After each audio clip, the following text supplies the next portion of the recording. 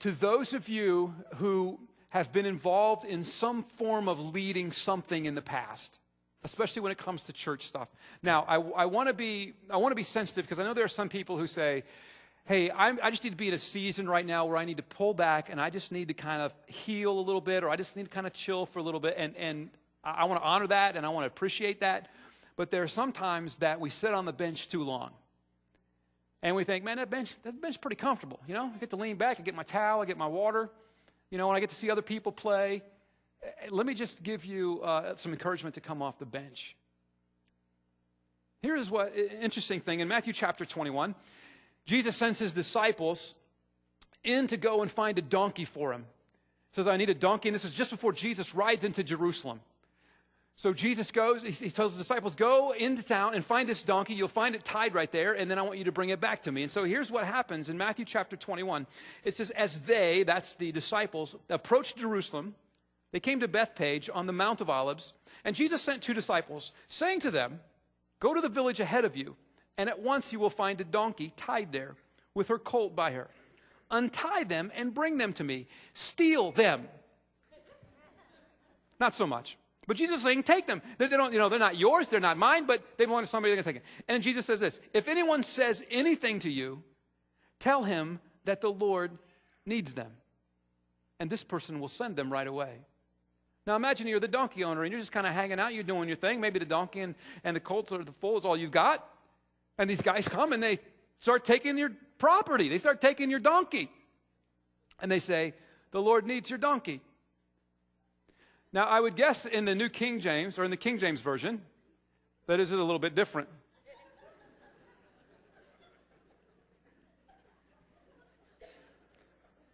Are you with me? Here's what I'm saying. Some of you have been sitting on the bench for too long, and it's time to come off the bench because God needs your donkey.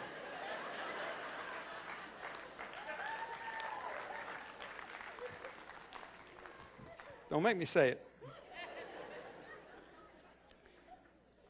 Guys, this is so important. The church is the only organization that has with it the ability to change culture, to change life, and to change the eternity of people. Now, there are a lot of good organizations who do a lot of good work, but there's nothing like the church. And there is a big connection in that. I'll give you that. We all want to feel special. We all want to feel like we're loved. We all want to feel like somebody really cares about us. But sometimes we get that out of whack. I don't care what this person is like, but they like me. This is what Jesus says in 2 Corinthians chapter 6. Or Paul says, do not be bound together with unbelievers. Do not be bound together with unbelievers. Those are the people that wouldn't share your personal mission, that wouldn't share your love for Christ, if you are in love with Christ. If you are a follower of him. For what partnership, now this is kind of strong, what partnership does righteousness and lawlessness have? Or what fellowship does light have with darkness? Now that's a really strong way to put it, but I think that it's put there because the author realizes what's at stake with our relationships. That I could be totally sold out to Christ and on a personal mission, and I allow someone in my life that I have a relationship with that doesn't share that. And we could just be in a world of hurt because we're just going a whole bunch of different directions. And I know the argument, okay? I've heard the argument a million times. Well, I'm going to bring him to know Jesus. Now, he's not a Christian now, but I'm going to influence him. We're going to get him here, and we're going to get this thing done. Well, she's not really a follower, but, man, she's hot. You know what? Most of the time it doesn't change. It doesn't change for the better. Here's what happens a lot. If you decide, let's say you have a huge target right here, and you've got the bullseye that you're going after. All right? And you're on mission, and you've decided, man, I want to be, this is where I'm going. I've given my life to Christ. I've stepped over the line. I've become a follower of him. My heart, soul, mind, and strength is all wrapped up in Christ, and I'm 110% towards him. And so you're just traveling along, and all of a sudden, here comes this little hottie over this way. And you're like, what's up, baby? He's like, how you doing? You're looking slender. And so all of a sudden, you're like, hey, Now what you want to say is, oh, no, we're all good. We're going the same direction. And maybe that's true. And man, that's awesome. But what if not? And you say like, well, now this person, they may not be a sold out follower of Christ, but it's not that big of a deal. They're just a little bit off. They're just a little off of where I'm going, and it's not that big of a deal. Here's the thing. It's not that big of a deal back here, or you may not think it's that big of a deal back here, maybe when you begin dating. But what happens as time goes along is that this becomes further and further apart. Okay, and then you get up here and it's like, well, we've been together forever. We might as well get married. Oh, let's get married. And if you can stay true to your mission. But a lot of times what happens is that you'll start back here and be like, oh, we're different, but I'm going to, it's just kind of going this way, but I'm going to bring it right here. That's what's going to happen. You know what usually happens? It's like that. You know why? Because she's hot. That's why. Or because he likes you. And you just throw everything out because of that. I don't heart, soul, mind, and strength to Christ, but I'm going to give my heart and soul, mind, and strength to somebody else because they're meeting a great need that I just can't get past. Man, I know that's harsh. And some of you are thinking, you big idiot, you're married, you don't know what you're talking about, you don't know what I'm feeling, and your wife thinks that you're hot and all that kind of stuff. You don't know what I'm saying? Okay, but this is what usually happens. So what happens is you get down here to marriage, and then you begin to have some problems somewhere in your relationships.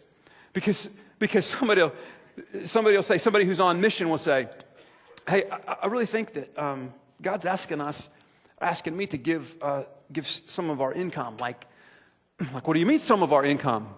Well, I'm just really feeling like it all belongs to him anyway. What do you mean it belongs to him anyway? We made the money. It's our money, right?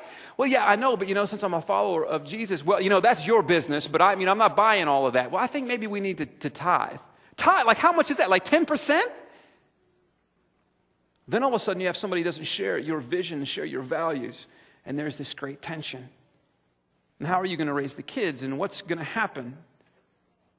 It's a dangerous, dangerous place to be. That's why I think that the way you handle yourself sexually and the way you handle yourself in relationships has such a bearing on the way that you play out your mission and your role in the mission of Christ.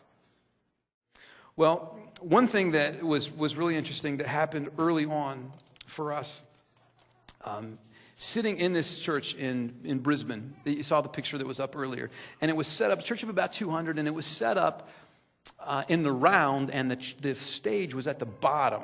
If you've ever been to the theater at ISU, it was just about like that. And it was all black, so they would use some different lightings. And if there was anybody wearing like a super bright colored shirt, it kind of stood out.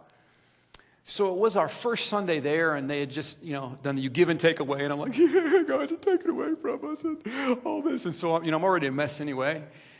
And we're there, and I'm just kind of praying through the whole stuff. God, we just appreciate this opportunity. I really want to listen to the things that you have to say and, how good you are and all that.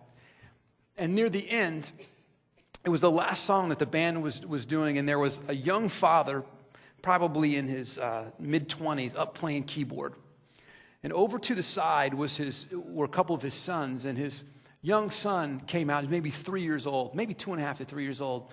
Comes this little kid like waddling out with this mop-top surfer's haircut, blonde, sticking out really, in the blackness of that, really sticking out. And so he comes out, and he's next to his dad, and he has this incredibly bright yellow ukulele.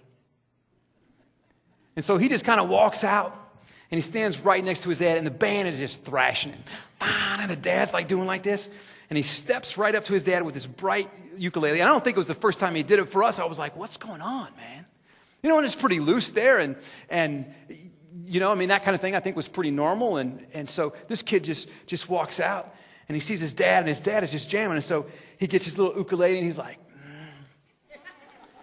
playing along. He had no idea. He's like 2.5, 3. No idea. Stops. Tunes. And the band is jamming. The dad's looking at him. He's like, all right, just want to be close to dad. And it's like this. And then the guy starts bouncing a little bit, It's like, all right, yeah. And he sees dad, and dad's on a sustain pedal like this. And this kid is looking at his dad, and he just starts mimicking what his dad is doing. And I lost it. And I said, God, is it really that simple? And God said, all I want you to do is imitate what you see me doing.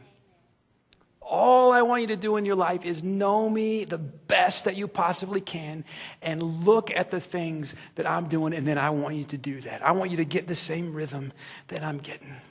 And I said, God, is it that simple? And God, translated through the Australian filter, said, Bob's your uncle.